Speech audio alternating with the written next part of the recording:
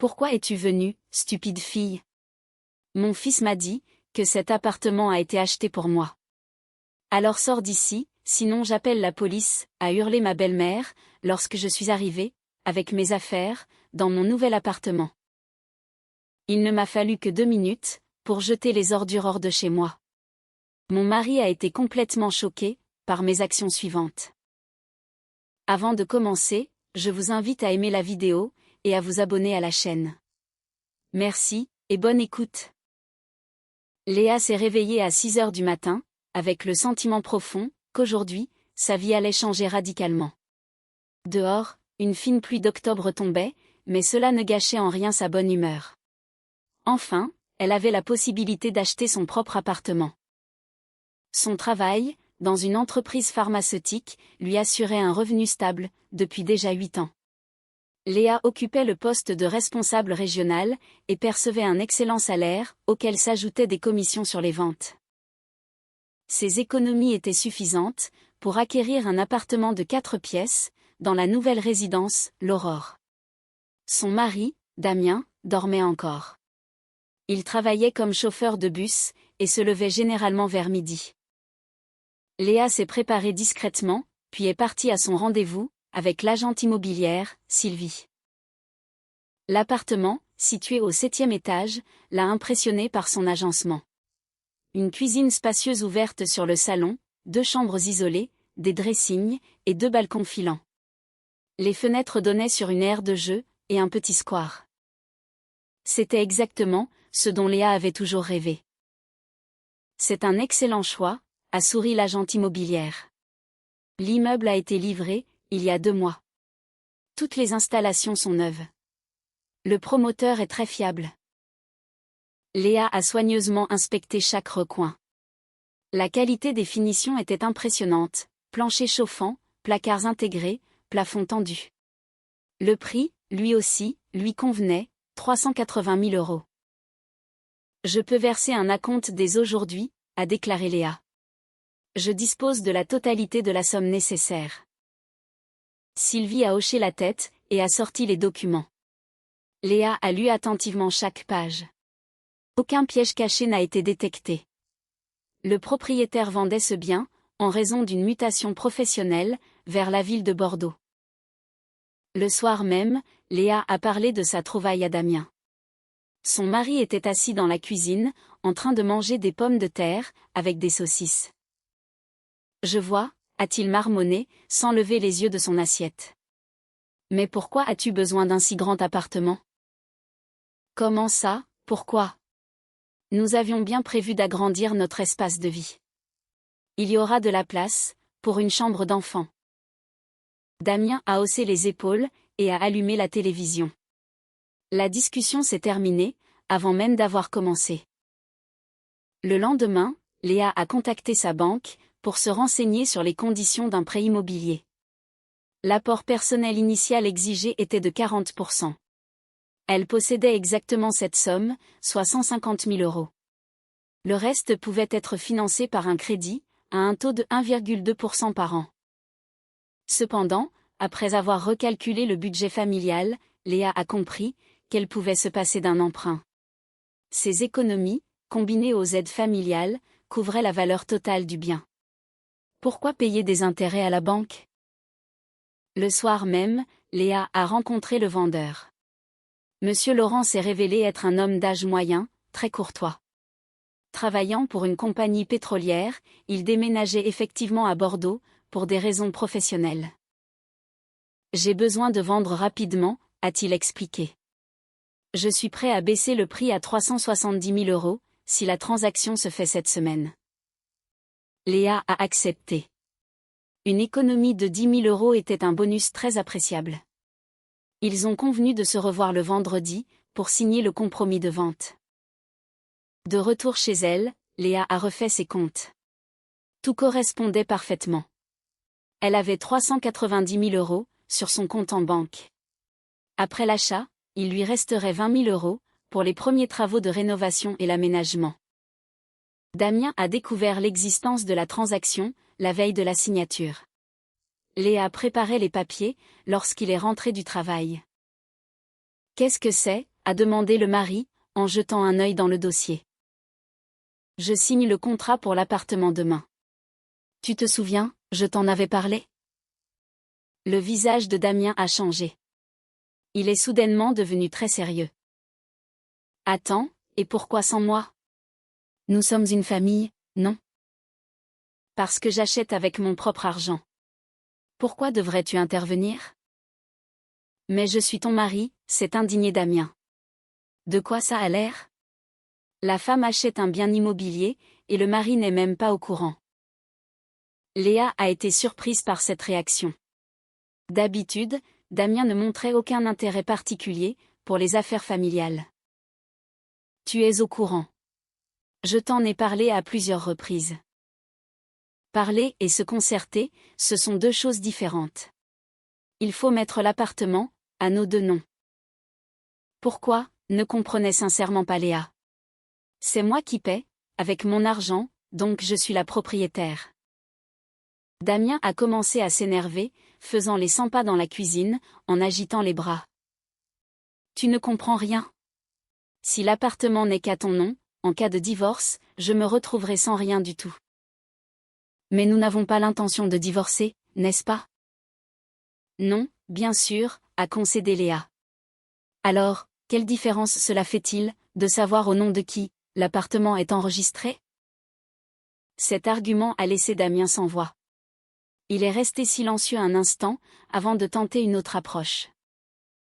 Écoute, ne vaudrait-il pas mieux prendre un crédit immobilier? Comme ça, je pourrais aussi participer à l'achat, en tant que co-emprunteur.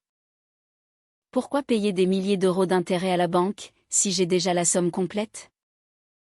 Eh bien, pour faciliter l'obtention du prêt. Les banques aiment bien, quand les deux conjoints figurent sur les documents. Léa a regardé son mari, avec attention. Ses paroles manquaient totalement de logique.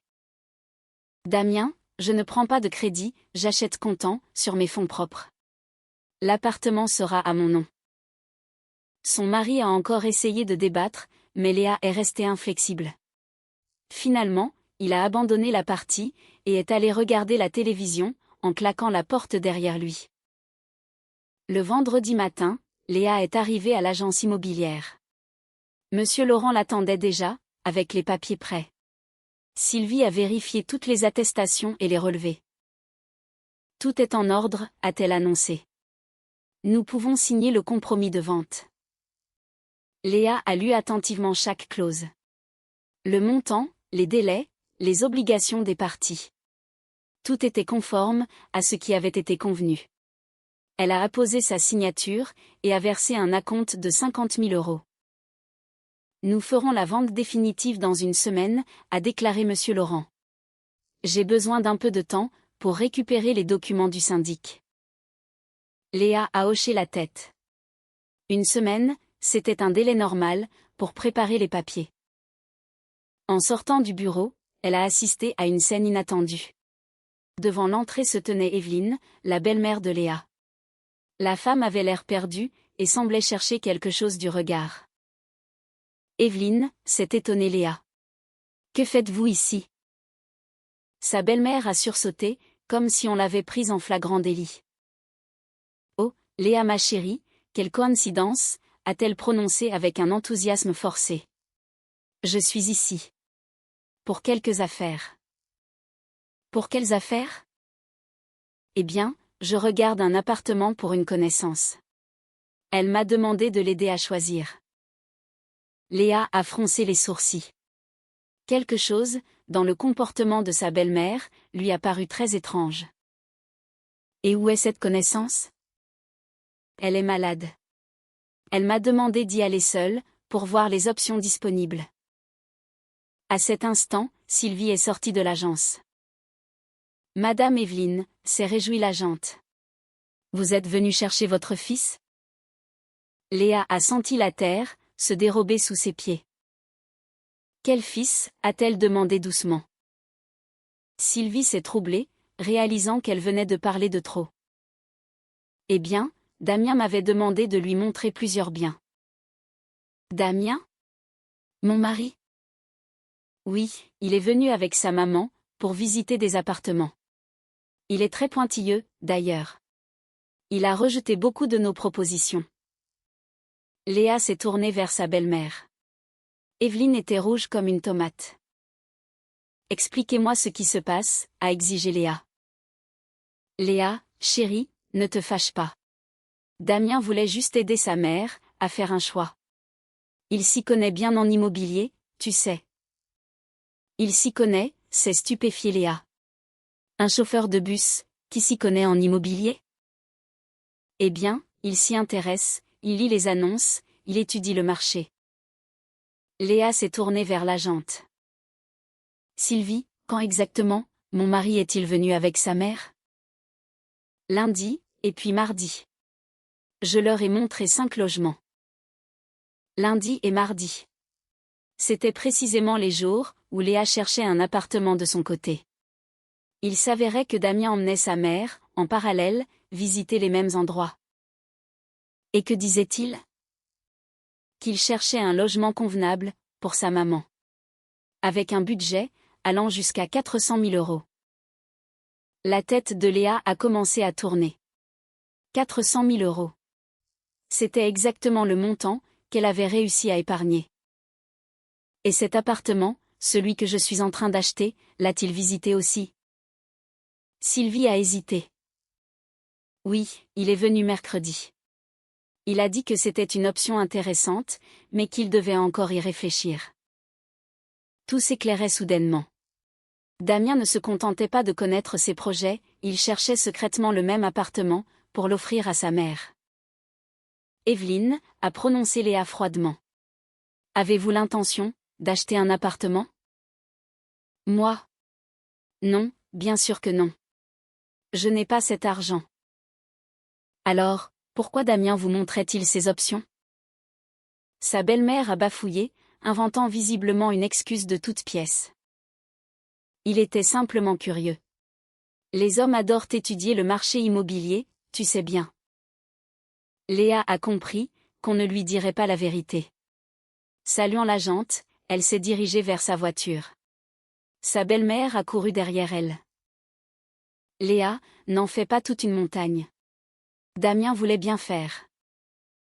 Bien faire pour qui, s'est retournée Léa. Pour tout le monde. Pour la famille. Léa est montée dans sa voiture, et est partie sans répondre. Sur le chemin du retour, des milliers de pensées se bousculaient dans sa tête. Pourquoi Damien avait-il besoin de faire visiter ses appartements à sa mère en secret, et pourquoi tenait-il tant à être sur l'acte de propriété? Son mari n'était pas à la maison. Léa a fait le tour de l'appartement, essayant de trouver le moindre document ou note suspecte. Dans le tiroir du bureau, elle a découvert un carnet, rempli d'adresses et de numéros de courtier. Damien étudiait bel et bien le marché, mais ce n'était pas pour lui. Le soir, son mari est rentré à son heure habituelle. Léa l'a accueilli dans la cuisine. « Comment s'est passée ta journée ?» a-t-il demandé, d'un ton désinvolte. « Bien, j'ai signé le compromis de vente. »« C'est bien », a hoché Damien, avant de filer dans la salle de bain. Il n'a montré aucune curiosité pour les détails, comme si l'achat de cet appartement ne le concernait absolument pas. Pendant le dîner, Léa a décidé de vérifier ses soupçons. « Dis-moi, ta mère n'aimerait-elle pas améliorer ses conditions de vie ?» Damien s'est étouffé avec sa soupe. « Pourquoi tu me demandes ça ?» Juste par curiosité. Elle vit seule dans un petit 2 pièces. Peut-être qu'elle voudrait un endroit plus grand? Je n'en sais rien, on n'en a jamais discuté. C'était un mensonge. Léa le ressentait, au plus profond d'elle-même. Et si elle avait de l'argent, s'achèterait-elle un nouvel appartement? D'où sortirait-elle cet argent, a ri nerveusement Damien. Sa retraite est modeste. Eh bien, hypothétiquement. Si quelqu'un l'aidait financièrement? Damien a posé sa cuillère, et a regardé sa femme avec insistance. À quoi riment toutes ces questions? Je pense simplement à notre avenir. Nous achetons un nouveau logement. Peut-être devrions-nous aussi penser à nos parents? Mes parents sauront très bien prendre soin d'eux-mêmes. Léa n'a pas insisté davantage. Mais, elle en était désormais certaine, Damien lui cachait quelque chose d'important. Le lendemain, elle a décidé de confirmer ses doutes. Elle a appelé sa banque, pour vérifier si un membre de sa famille n'avait pas déposé une demande de crédit, avec elle comme garante. Ce n'était pas le cas. Ensuite, Léa a contacté son amie Marine, qui travaillait dans cet établissement bancaire. Marine, pourrais-tu vérifier officieusement si quelqu'un s'est renseigné sur un crédit fait à mon nom? Attends une petite minute. Marine a tapé quelque chose sur son clavier. Il y a bien une requête. Hier, un homme a appelé, se présentant comme ton mari. Il a demandé les conditions, pour un prêt immobilier de 400 000 euros. Que voulait-il savoir, au juste? Le montant de l'apport personnel, le taux d'intérêt, et la liste des documents requis. Il a également demandé, s'il était possible, de mettre le prêt au nom de la femme, tout en ayant le mari comme co-emprunteur. Léa a senti son sang se glacer. Damien prévoyait de contracter un emprunt, en utilisant son nom. A-t-il laissé ses coordonnées? Juste un numéro de téléphone. Il a dit qu'il rappellerait pour déposer le dossier. Léa a noté le numéro. C'était bien le téléphone portable de Damien. À présent, tout devenait limpide. Son mari voulait prendre un crédit à son nom à elle, acheter l'appartement pour en devenir copropriétaire, puis, selon toute vraisemblance, en faire cadeau à sa mère. Mais son plan avait échoué, car Léa avait décidé de payer la totalité, en argent comptant. Le soir, Damien est rentré, de très mauvaise humeur. Comment s'est passé le travail, a demandé Léa. Normal, a grommelé son mari. As-tu réfléchi, à propos du crédit pour l'appartement? Damien s'est figé. De quel crédit tu parles? Tu as bien appelé la banque hier, pour te renseigner sur un prêt immobilier, non? Le visage de son mari est devenu écarlate. Comment es-tu au courant? Peu importe. Ce qui compte, c'est de savoir pourquoi tu as fait ça. Damien a gardé le silence, avant d'essayer de se justifier. Je me renseignais, c'est tout. On ne sait jamais, des fois que tu changerais d'avis, pour le paiement comptant. Changer d'avis, dans quel but? Pour des raisons pratiques. Un crédit offre certains avantages.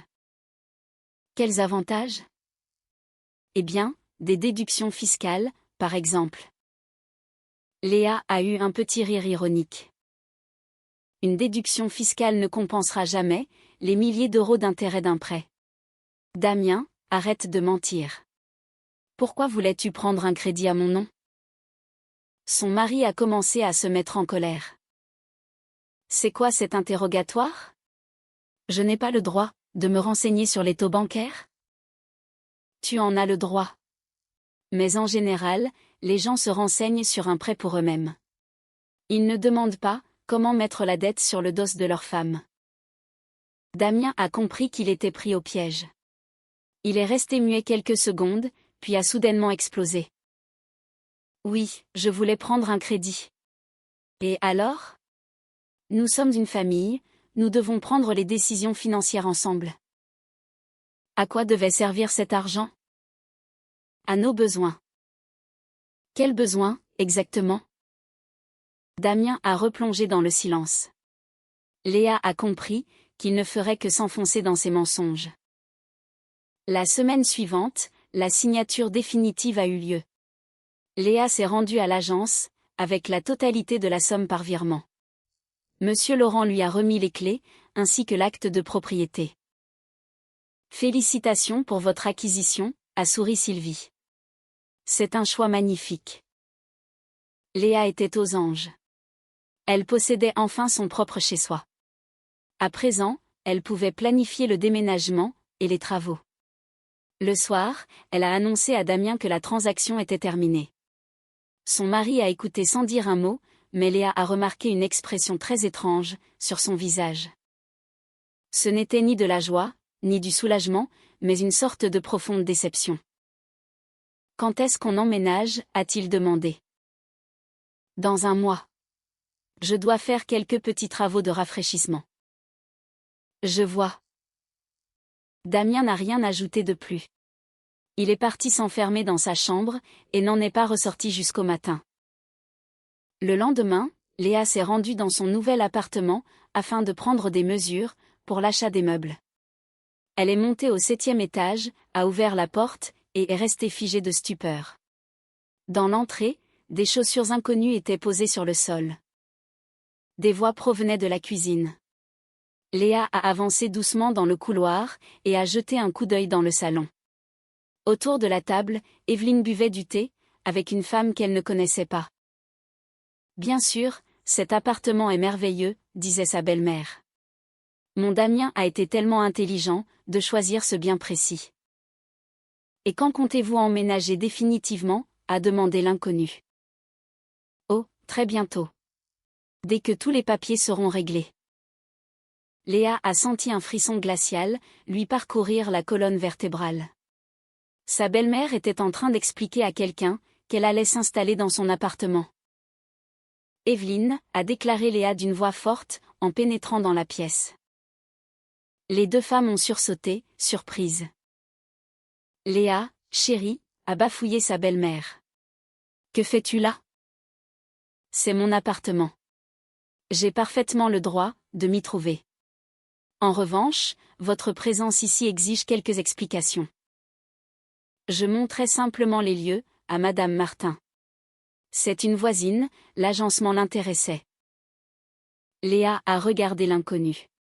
Cette dame d'une 60aine d'années, semblait très gênée. Madame Martin, de quel appartement venez-vous? Du numéro 73, a répondu la voisine. Très bien. Et que vous racontait exactement Evelyne? Qu'elle allait bientôt s'installer ici? Eh bien, oui. Nous allions être voisines. Léa s'est retournée vers sa belle-mère. Evelyne, d'où tenez-vous les clés de chez moi? C'est Damien qui me les a données, a-t-elle avoué. Il m'a dit, que je pourrais passer de temps en temps, pour aérer les pièces.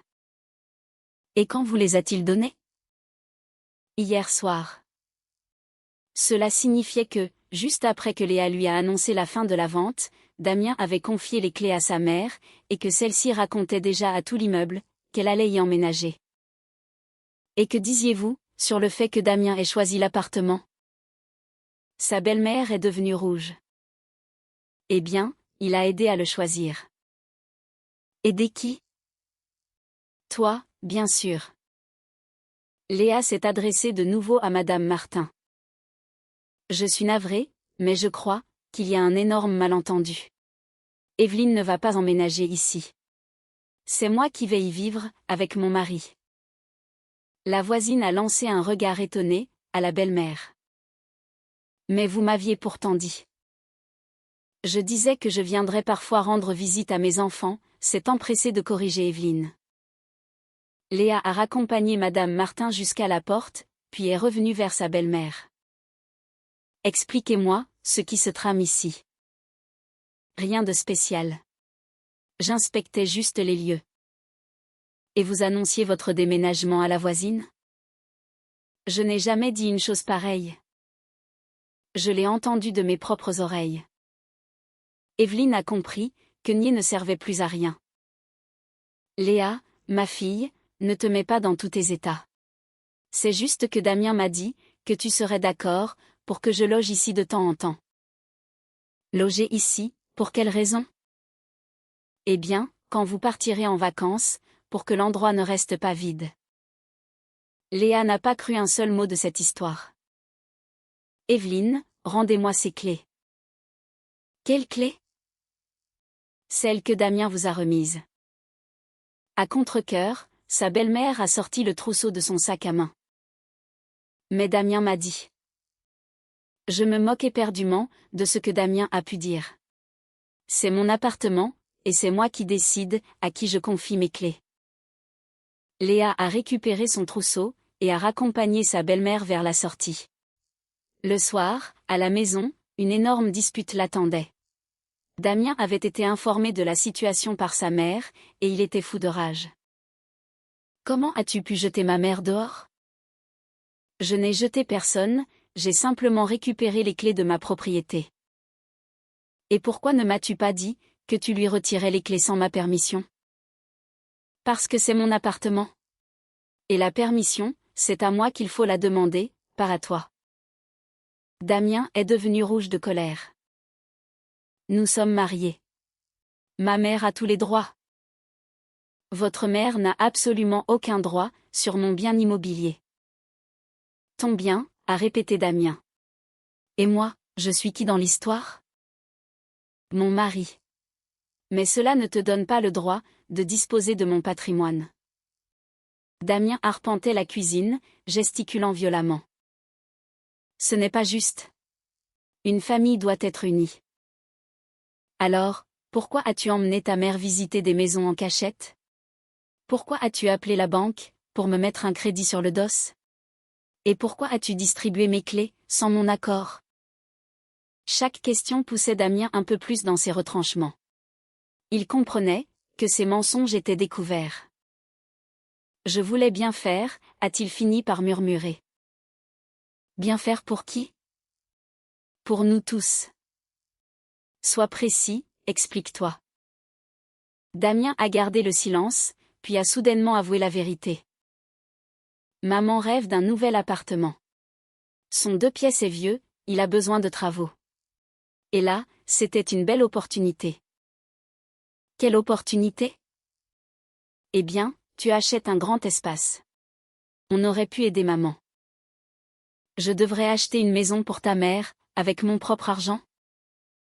Pas pour elle seule, pour nous tous. Maman pourrait vivre avec nous. Léa était stupéfaite par un tel niveau d'audace. Damien, j'ai acheté ce logement pour notre couple, pour nous deux, et pour nos futurs enfants. Quel est le rapport avec ta mère? Elle fait partie de la famille.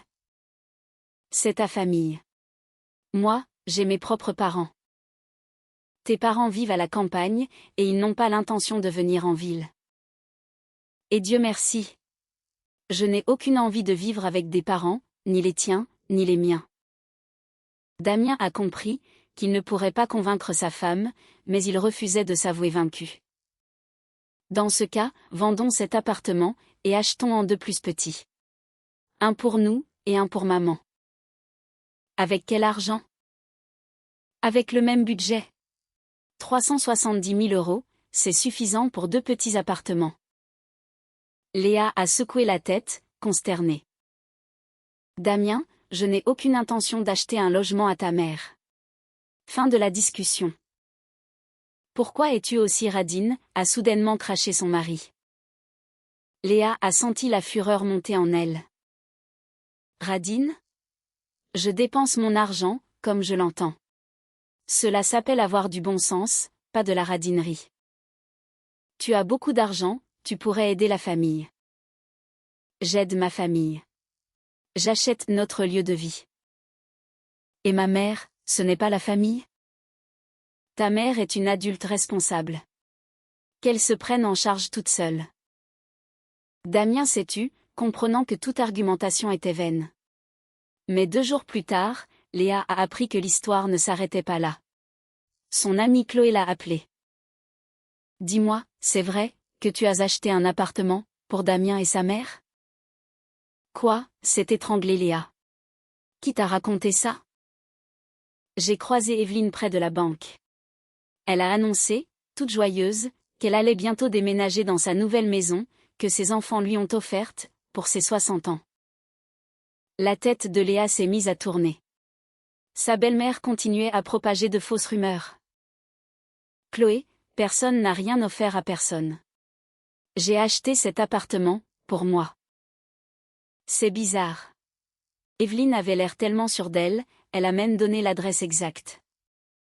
Après cet appel, Léa a compris l'urgence de la situation. Elle devait se rendre sur place, pour voir ce qu'il se passait. Ses pressentiments étaient terribles. En arrivant à la résidence, l'Aurore, elle a tout de suite remarqué des choses anormales. Un camion de déménagement stationnait devant l'immeuble.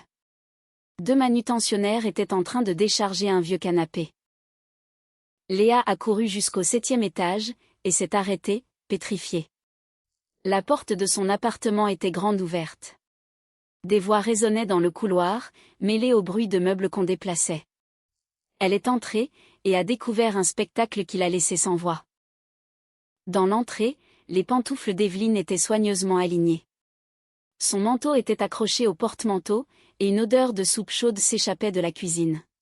« Que se passe-t-il ici ?» a demandé Léa, d'une voix forte. Depuis la cuisine, sa belle-mère est apparue, vêtue d'un tablier et tenant une louche à la main. « Oh, Léa !» s'est-elle exclamée, avec une joie totalement artificielle. « C'est merveilleux que tu sois passée. Je prépare justement un bon pot-au-feu. »« Evelyne, expliquez-moi ce que vous fabriquez chez moi. »« Chez moi, très cher, chez moi » l'a corrigé la belle-mère. « Damien m'a tout expliqué. Cet appartement a été acheté pour moi. » Léa a senti une vague glaciale parcourir son dos. « Répétez un peu. »« Damien m'a dit que vous aviez décidé de me faire un beau cadeau d'anniversaire. Une nouvelle maison. Je suis tellement touchée par votre générosité. » Evelyne, c'est un terrible malentendu. J'ai acheté cet endroit pour moi et mon mari. L'expression de la belle-mère a changé instantanément. Son sourire chaleureux a laissé place à un regard glacial. Je ne vois pas de quoi tu parles. Mon fils a été très clair, c'est mon cadeau. Damien s'est trompé, ou bien il vous a menti. Ce logement m'appartient, il est à mon nom, et a été financé par mes propres économies. Qu'est-ce que tu inventes ? S'est indignée Evelyne. Quelles économies ? Damien m'a raconté qu'il mettait de l'argent de côté, spécialement pour sa maman. Léa a alors compris la situation, sa belle-mère croyait sincèrement à ce qu'elle disait. Damien avait menti avec une telle conviction que sa mère avait gobé chaque parole. Evelyne, montrez-moi donc les papiers de l'appartement. Quels papiers ? L'acte de vente, le titre de propriété. Si l'endroit est à vous, vous devez posséder les documents légaux. La belle-mère a hésité.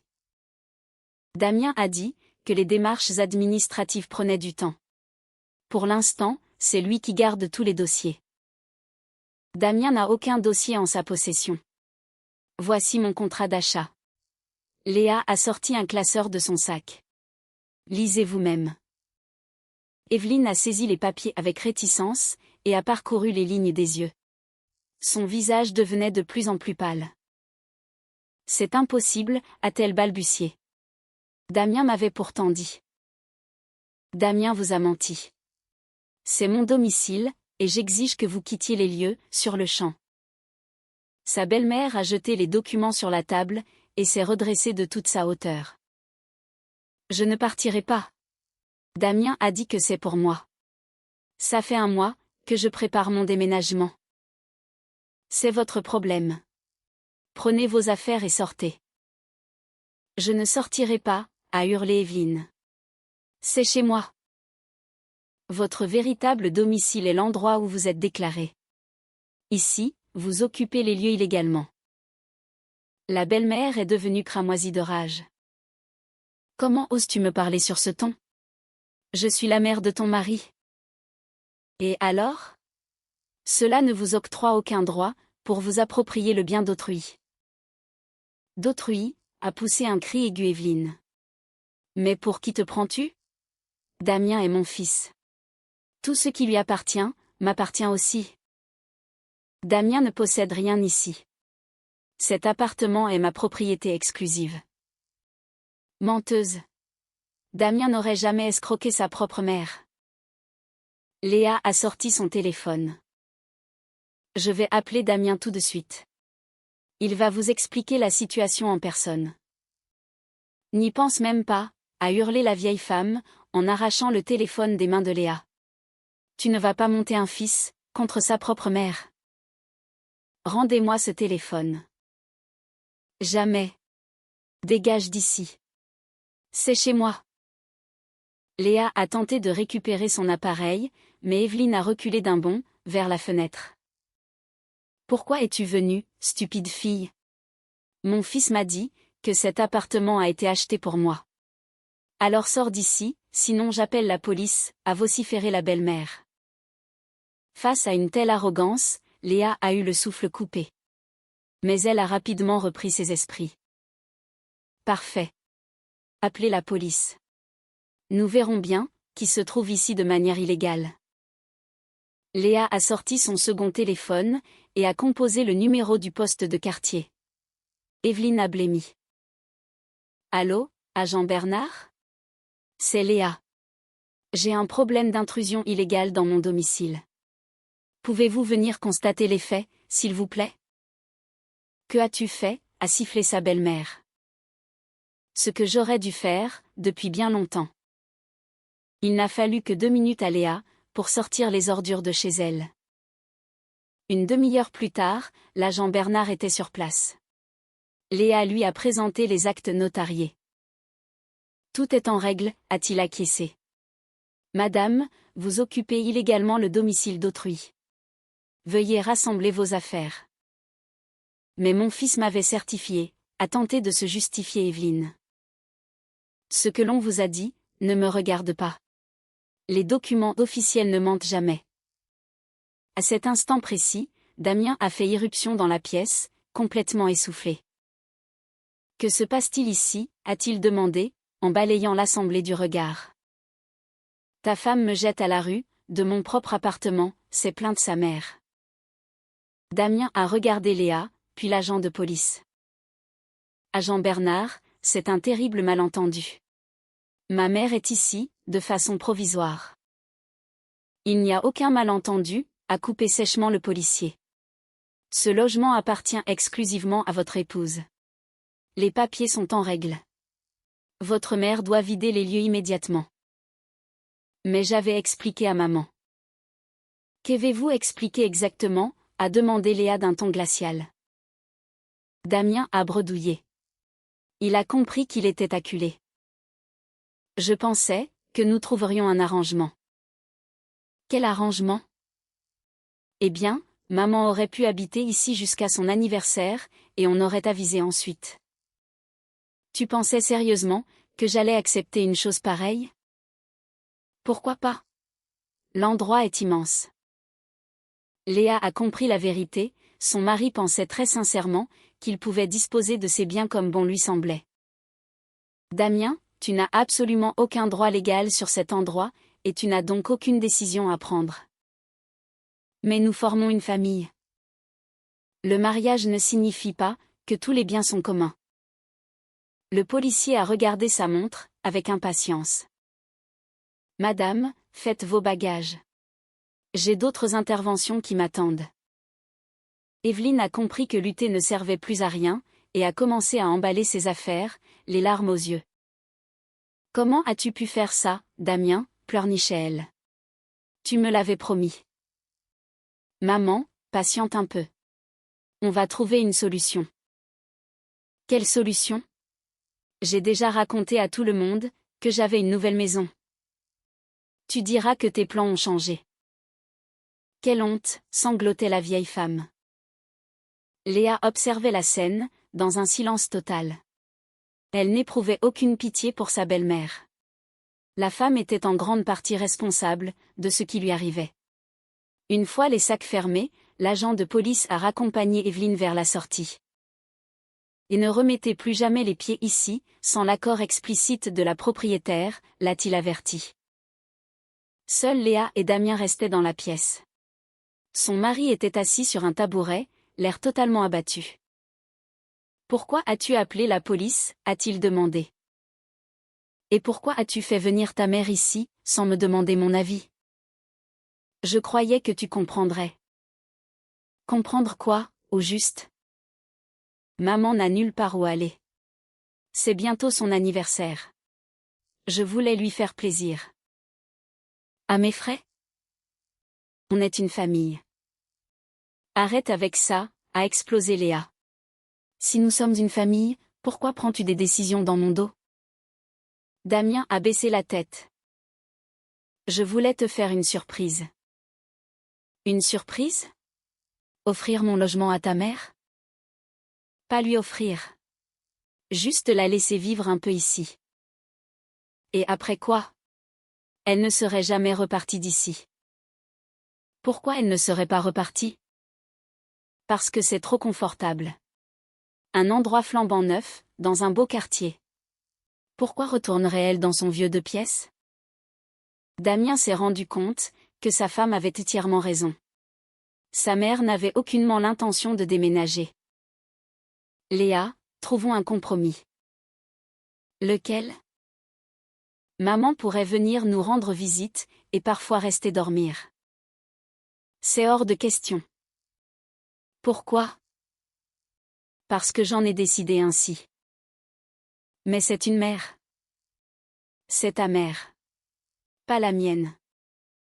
Damien a tenté de jouer sur la corde sensible. Elle va avoir 60 ans. Je voulais fêter l'événement ici. Louer une salle de réception. Avec quel argent?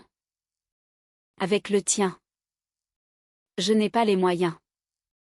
Alors, fêtez ça chez elle. Il n'y a pas assez de place. Invitez moins de monde. Damien a compris qu'il était impossible de la faire changer d'avis, mais il a tenté une ultime manœuvre.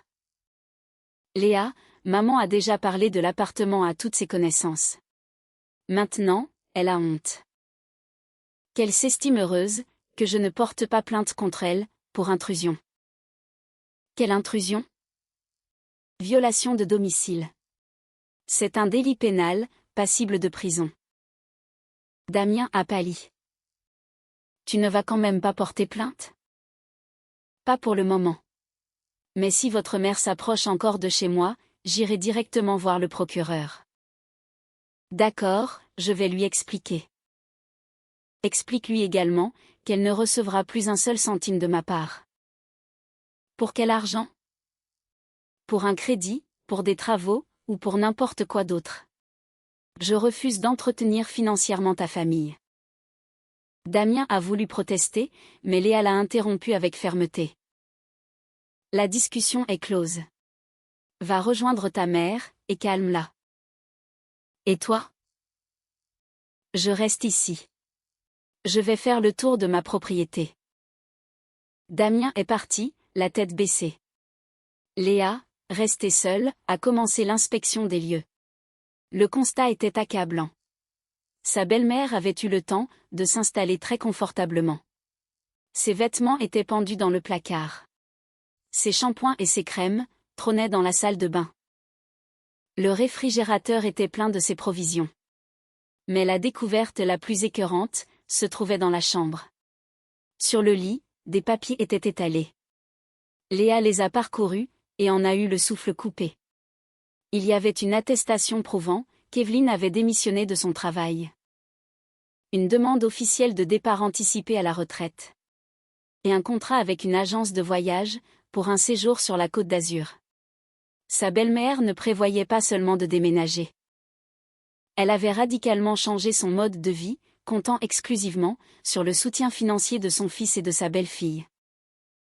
Léa a saisi son téléphone, et a appelé Damien. Ta mère a démissionné de son travail? Un lourd silence a suivi. Damien, je te pose une question, ta mère a-t-elle quitté son emploi? Oui, a répondu son mari, à voix basse. Pourquoi? Elle voulait se reposer, avant de toucher sa retraite. Avec quel argent compte-t-elle vivre et voyager? J'avais promis de l'aider. Avec ton salaire de misère? Eh bien, je pensais que tu participerais aussi. Je refuse catégoriquement de financer l'entretien de ta mère. Mais elle a démissionné? Qu'elle se trouve un nouveau travail. À 60 ans, qui voudra l'embaucher? Ce n'est absolument pas mon problème. Léa a raccroché, et a poursuivi son inspection. Dans l'entrée, elle a trouvé une autre surprise de taille.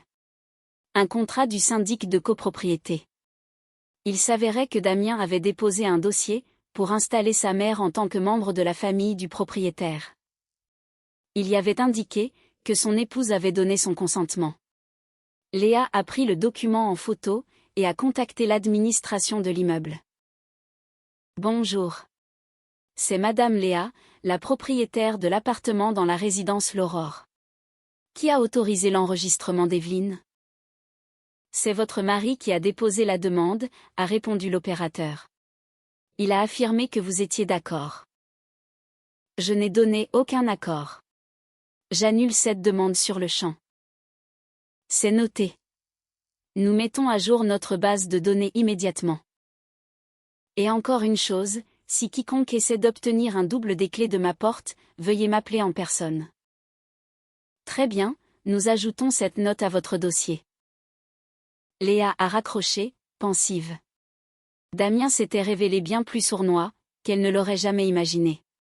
Il avait tout planifié à l'avance, préparé des documents falsifiés, et négocié avec le syndic. Mais le plus effrayant dans tout ça, c'est qu'il pensait réellement avoir le droit d'utiliser ses biens. On a sonné à la porte. Léa s'est approchée de l'interphone. Qui est-ce? Service de serrurerie. Nous venons changer les serrures. Je n'ai appelé aucun serrurier. C'est Monsieur Damien qui a fait la demande. Il a dit qu'il fallait installer de nouveaux verrous. Léa a compris, son mari essayait à nouveau de s'introduire chez elle, par la ruse. J'annule l'intervention. Je suis l'unique propriétaire, et je prends les décisions seule. Les artisans sont repartis, mais sont revenus 1 heure plus tard, accompagnés de Damien. Léa, ouvre la porte, a frappé son mari. Il faut qu'on discute. Parle depuis le couloir. À travers la porte? Mais ce n'est pas pratique du tout. Pour moi, ça l'est. Léa, je suis ton mari. J'ai le droit d'entrer chez moi. Quel droit? L'appartement m'appartient. C'est moi qui décide. Mais nous formons une famille. La famille, ça ne donne pas un accès automatique à la propriété des autres. Damien a tambouriné sur la porte pendant une demi-heure, avant de baisser les bras. Les serruriers sont repartis les mains vides. Le soir, Léa est retournée dans leur ancien appartement. Damien n'y était pas. À la place, un mot était posé sur la table: je suis partie chez ma mère. Je ne sais pas quand je reviendrai. Léa a chiffonné le papier et l'a jeté à la poubelle. Son mari allait être complètement choqué par ses prochaines décisions, mais ce n'était que le début de l'histoire. Damien n'est pas reparu à la maison pendant 1 semaine. Léa savourait le silence et la tranquillité. Personne ne réclamait d'explications, personne ne provoquait de disputes, personne ne se mêlait de ses affaires. Elle se consacrait activement à l'aménagement de son nouveau nid, elle a commandé des meubles, engagé un décorateur pour les finitions, choisi les rideaux et les luminaires. La vie reprenait son cours, exactement comme elle l'avait toujours rêvé. Mais cette paix a été brusquement interrompue, lorsqu'un huissier de justice s'est présenté à son bureau. Damien avait déposé une plainte pour le partage des biens acquis pendant le mariage. Il exigeait que l'appartement soit reconnu comme un bien commun, et réclamait la moitié de sa valeur. Léa a relu le document juridique, à 2 reprises. La plainte stipulait que l'achat de la propriété avait été financé par les 2 parties. Damien prétendait avoir apporté 150 000 €, issus de ses économies personnelles. 150 000 €. Pour un homme, qui gagnait à peine le salaire minimum. Léa a examiné les pièces jointes. Il y avait un relevé bancaire prouvant que Damien avait retiré 150 000 € de son compte, la veille de l'achat. Et aussi, une reconnaissance de dette signée par Léa, confirmant la réception de ses fonds. Le mot était prétendument écrit de sa propre main. Léa a scruté le papier attentivement. L'écriture ressemblait étrangement à la sienne. Quelqu'un avait pris grand soin d'imiter sa signature. Elle a photographié l'ensemble du dossier et l'a envoyé à un graphologue de sa connaissance, pour une expertise approfondie. La réponse est tombée 2 jours plus tard: la signature n'est pas de vous. L'imitation est de très haute qualité, mais on relève des incohérences évidentes. Cela signifiait que Damien préparait son coup, depuis très longtemps. Il avait falsifié des documents, ouvert des comptes cachés, et transféré de l'argent. Léa a alors engagé Maître Dubois, une avocate dotée de 30 ans d'expérience et d'une réputation en acier trempé. L'affaire est simple, a conclu la juriste, après avoir étudié le dossier. Vous possédez toutes les preuves nécessaires, les attestations de revenus, les relevés de compte, et l'acte de vente à votre nom. Votre mari, lui, ne dispose que de documents falsifiés. Mais si le juge croit à ces preuves? Il n'y croira pas. Nous allons réclamer l'historique bancaire complet de votre mari, sur les 5 dernières années. Nous saurons très vite d'où sortent ces 150 000 €. Maître Dubois avait vu juste. Lorsque la banque a fourni les relevés complets de Damien, une situation très intéressante est apparue. Les fameux 150 000 € avaient bien été crédités sur son compte, la veille de l'achat immobilier, mais la somme avait été renvoyée à l'expéditeur, le jour même. L'expéditeur s'appelait Alice Moreau. Qui est cette femme? A demandé Léa à son avocate. Nous allons le découvrir. Maître Dubois a passé quelques coups de téléphone. C'est très intéressant. Alice Moreau, 32 ans, travaille comme comptable dans une grande entreprise. Elle réside en banlieue. Pourquoi transférerait-elle une telle somme à mon mari? Nous allons tirer cela au clair. Une semaine plus tard, tout s'est éclairé. Un détective privé, engagé par Maître Dubois, a apporté des photographies. Sur les clichés, on voyait Damien enlacer affectueusement une femme inconnue, près d'un parc de jeux. Autour d'eux couraient 2 jeunes enfants, un petit garçon et une petite fille, âgés de 4 ou 5 ans. Je vous présente Alice Moreau, a déclaré le détective. C'est la compagne officieuse de votre mari. Ils vivent ensemble depuis 3 ans. Les enfants sont de lui. Les lèvres de Léa se sont engourdies. Comment est-ce possible? Damien rentre à la maison tous les soirs. Pas tous les soirs. Le week-end, il est chez elle. Il lui raconte qu'il a un travail supplémentaire en tant que chauffeur VTC. Léa s'est souvenue. En effet, les samedis et dimanches, Damien s'absentait souvent pour la journée entière, sous prétexte de faire des courses privées. Et les jumeaux sont nés il y a 2 ans. Damien a officiellement reconnu sa paternité, et paie même une pension alimentaire déclarée. Une pension alimentaire, s'est indignée Léa. De quel montant? Suite à une décision de justice, il verse 150 € par mois, pour chaque enfant. Léa a eu l'impression que son monde entier s'effondrait. Son mari ne se contentait pas de la tromper. Il menait une véritable double vie, avec une autre famille. Depuis quand sont-ils ensemble? Depuis le jour de leur rencontre. Ils se sont connus il y a 4 ans, et ont emménagé ensemble l'année suivante. Alice considère Damien comme son véritable époux. Et elle est au courant de mon existence? Oui. Damien lui a expliqué qu'il était marié à une femme riche, par pur intérêt financier. Il prétend que c'est un mariage blanc, pour l'argent et le logement. Léa est rentrée chez elle, et s'est effondrée sur le canapé. Tout s'emboîtait parfaitement. Damien n'avait jamais eu l'intention d'offrir l'appartement à sa mère.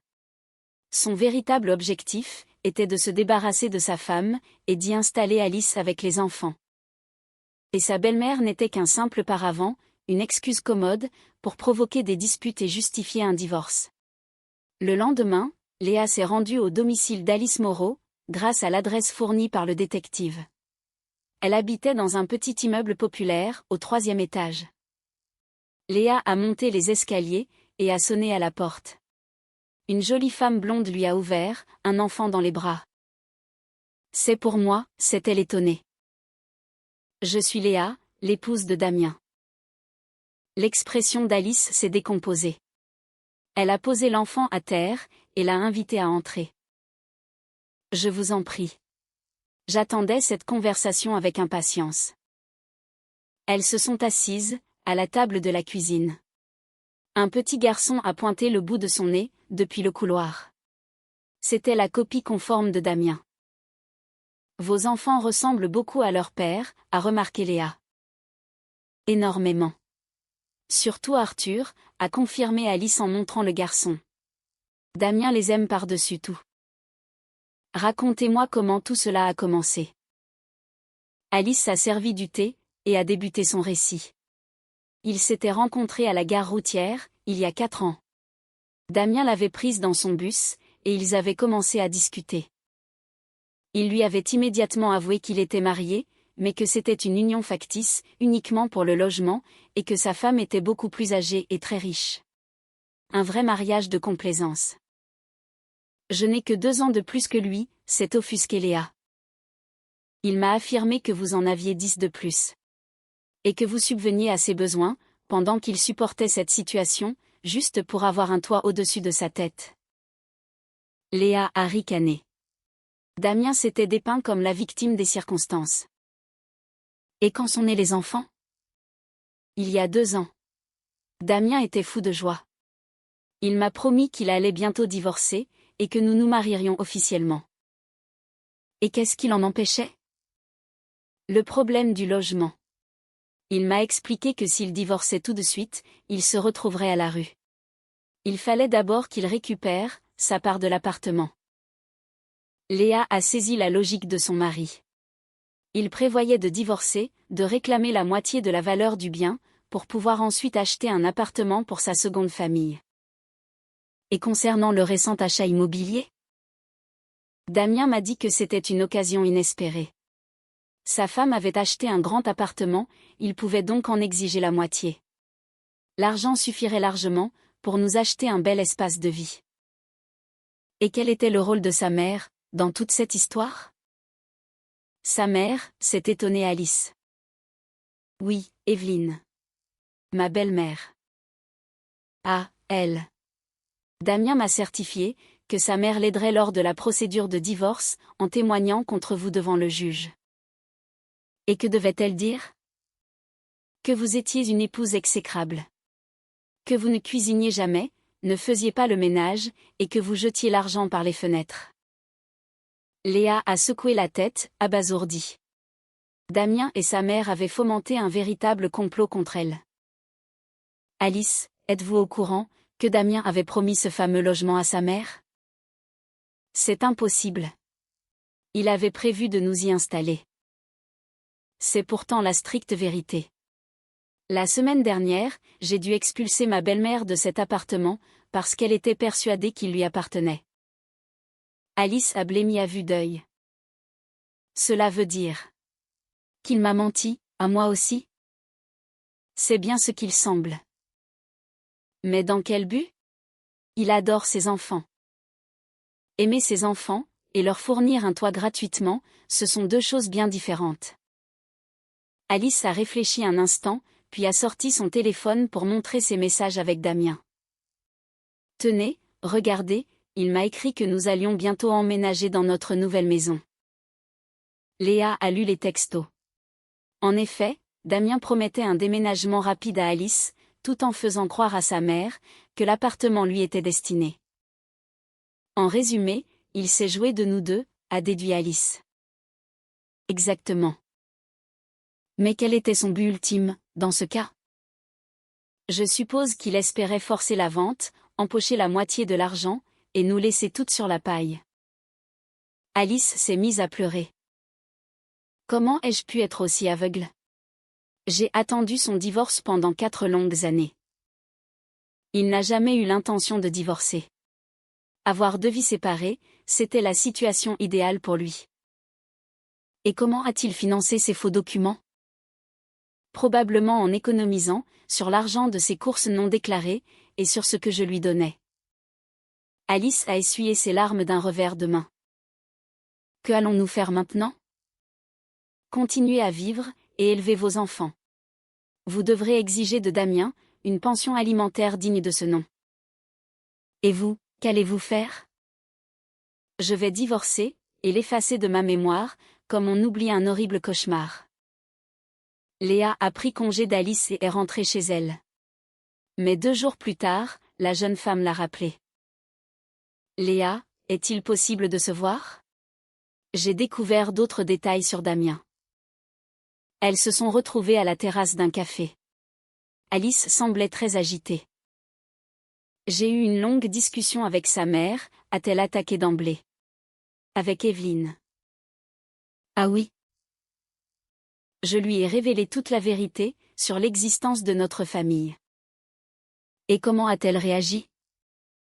Au début, elle a refusé d'y croire, puis elle a fondu en larmes. Il s'avère que Damien lui mentait, à elle aussi. À quel sujet? Sur la raison d'être de cet appartement. Il avait raconté à sa mère que vous étiez stérile et qu'il n'y aurait jamais d'enfant entre vous. Le logement devait servir de garantie pour que sa mère puisse l'aider financièrement pendant ses vieux jours. Léa a poussé un cri de surprise. Stérile? Oui. Et que vous gaspillez votre fortune pour des futilités, au lieu de penser à l'avenir de la famille. C'est pour ça qu'il lui faisait croire qu'il cherchait à divorcer, pour trouver une vraie épouse. Donc, ma belle-mère pensait sincèrement aider son fils à fuir une mauvaise femme? C'est ça. Elle croyait vraiment faire une bonne action, pour sauver son fils. Léa a pris un temps de réflexion. Il en ressortait qu'Evelyne avait, elle aussi, été la victime d'une terrible manipulation. Et qu'a-t-elle répondu, en apprenant la vérité? Qu'elle ne pardonnerait jamais les mensonges de son fils, et qu'elle était prête à témoigner en votre faveur, lors du procès. En témoignant de quoi? En racontant comment Damien avait prévu d'escroquer tout le monde. Vous, moi, et elle-même. Une semaine s'est écoulée, et le jour de l'audience est arrivé. Damien s'est présenté avec son avocat, affichant une confiance insolente. Votre honneur, a plaidé son représentant. Mon client a largement contribué à l'acquisition de ce bien immobilier, et il est donc en droit d'en réclamer la moitié. Maître Dubois s'est levé de son siège.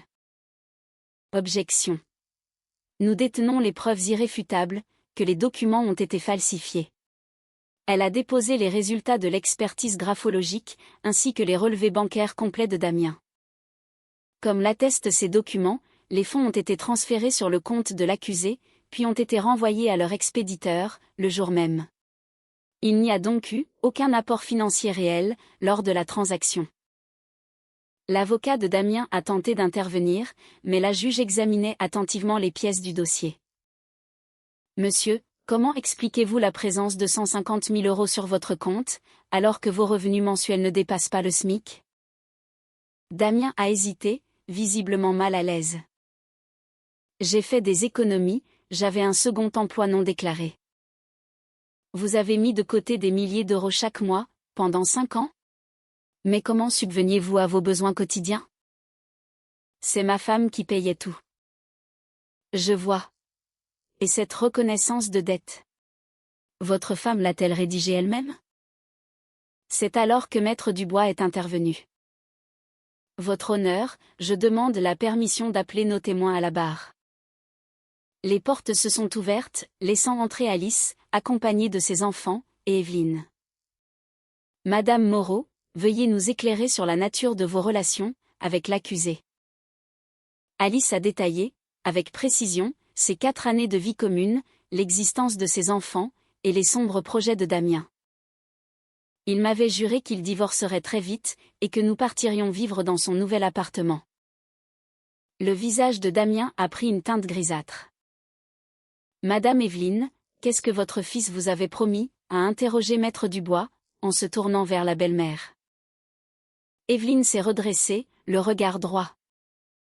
Que le nouvel appartement serait le mien, et que ma belle-fille avait accepté de me l'offrir, comme cadeau d'anniversaire. Étiez-vous au courant que votre fils entretenait une seconde famille? Absolument pas. Je ne l'ai découvert que la semaine dernière. Et comment avez-vous réagi face à cette révélation? J'ai réalisé que mon fils nous avait toutes manipulées avec cruauté. Moi, sa femme légitime, et cette pauvre jeune fille. La juge a entendu les témoignages, puis s'est retirée dans ses quartiers, pour délibérer. Damien restait figé sur sa chaise, écarlate de honte. Son avocat lui murmurait des conseils à l'oreille, mais l'homme ne réagissait plus. Une demi-heure a suffi, pour que la magistrate rende son verdict. Le tribunal a établi que l'accusé n'a en aucun cas participé au financement du bien immobilier. Les documents relatifs au transfert d'argent s'avèrent être des faux avérés. En conséquence, les exigences du plaignant sont rejetées dans leur intégralité. Ce jour-là, Damien n'a pas seulement perdu son procès, il a perdu ses deux familles. Alice a déposé une requête pour exiger une augmentation de la pension alimentaire. Evelyne a coupé tout contact avec lui. Quant à Léa, elle a finalisé son divorce et a tranquillement emménagé dans son nouvel espace. Un mois plus tard, son ex-belle-mère est venue lui rendre visite. « Léa, ma fille, pardonne à une vieille idiote », s'est excusée Evelyne. « J'ai cru mon fils sur parole, et j'ai agi avec une grande stupidité. » Ce n'est rien. Vous avez, vous aussi, été trompé. Comment est-ce possible d'en arriver là? Pourtant, je l'ai élevé dans le respect, je lui ai appris l'honnêteté. Les gens changent parfois avec le temps. Ou bien, ils finissent par dévoiler leur véritable nature. Sais-tu ce qu'il va devenir? Je n'en ai aucune idée, et pour être franche, je m'en fiche éperdument. Evelyne a fini par trouver un travail, comme caissière dans une supérette de quartier. Alice, de son côté, a obtenu gain de cause au tribunal, et a fait passer la pension à 450 € pour chaque enfant. Damien, quant à lui, louait désormais une misérable chambre en colocation. Il était obligé de cumuler un emploi de manutentionnaire, pour pouvoir payer ce qu'il devait, à ses deux anciennes vies. Léa le croisait parfois dans la rue. Il paraissait vieilli, épuisé par sa nouvelle existence, et tentait souvent de l'aborder, mais elle passait son chemin sans lui accorder un regard. Sa nouvelle vie s'écoulait sous les meilleurs auspices. Son travail lui apportait une grande satisfaction, financière et personnelle. L'appartement était décoré, exactement selon ses goûts. Il n'y avait plus personne pour lui demander des comptes, ni pour provoquer des drames inutiles, ni pour se mêler de son intimité. 6 mois après l'officialisation du divorce, un coursier s'est présenté à son bureau, avec un immense bouquet de roses. Sur la carte d'accompagnement, on pouvait lire « Pardonne-moi, je veux revenir. Damien ». Léa a balancé les fleurs directement à la poubelle, sans même prendre la peine d'achever la lecture du mot. Le lendemain matin, Damien l'attendait de pied ferme, devant l'entrée de son immeuble. « Léa, s'il te plaît, parle-moi un instant. Nous n'avons rien à nous dire. J'ai changé, je te le jure. J'ai compris mes erreurs. C'est bien trop tard pour ça. Laisse-moi une chance de tout réparer. Tu as des enfants maintenant, occupe-toi d'eux. Mais c'est toi que j'aime. » Léa s'est arrêtée net, et a planté son regard dans celui de son ex-mari. « Damien, la seule personne que tu aimes, c'est toi-même. Et ça a toujours été le cas. Les autres ne sont pour toi que de simples outils, pour arriver à tes fins. » C'est entièrement faux. Oh que si. Moi, tu m'as utilisé comme un vulgaire portefeuille. Alice, comme une simple couveuse pour tes enfants. Et ta propre mère, comme une alliée stratégique, pour détruire ta femme. Damien a regardé ses chaussures. Je ferai des efforts, je te le promets. Non, tu ne changeras jamais, car au fond, tu ne te sens même pas coupable. Ce que tu regrettes aujourd'hui, ce n'est pas d'avoir menti, mais de t'être fait prendre à ton propre jeu. Léa a tourné les talons, et s'est éloignée sans jeter un regard en arrière. Damien ne l'a plus jamais importunée. 1 an s'est écoulé, et elle a appris, par des connaissances communes, que son ex-mari avait fini par épouser Alice. Ils avaient officialisé leur relation, uniquement pour le bien-être des enfants. Evelyne, quant à elle, l'appelait de temps en temps, pour prendre de ses nouvelles et discuter un peu. Damien et sa nouvelle famille vivaient dans un petit 2 pièces, en grande banlieue, et peinaient à joindre les 2 bouts chaque fin de mois. « Et toi, ma petite Léa, comment vas-tu? Tu ne t'ennuies pas trop, toute seule? » Absolument pas. Je vis dans une sérénité totale. Peut-être as-tu envie de rencontrer quelqu'un de bien? On verra avec le temps. Pour l'instant, je me porte à merveille, en étant célibataire. Et c'était la plus stricte vérité. Léa savourait sa liberté, son indépendance retrouvée, et le droit absolu de prendre ses propres décisions. Elle n'entretenait plus aucun parasite, ne devait de compte à personne, et ne partageait son espace avec aucun intrus.